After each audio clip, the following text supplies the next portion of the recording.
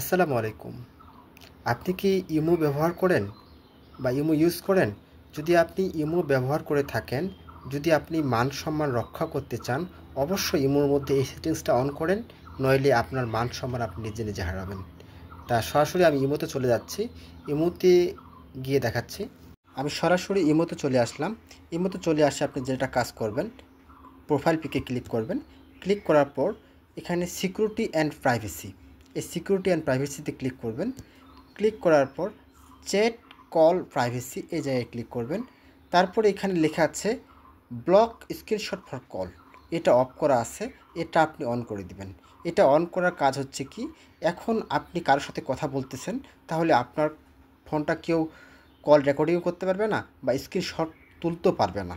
ঠিক আছে, আপনি মহা বিপদ থেকে আপনার বেঁচে যাবেন। Thank you all everyone, thank you.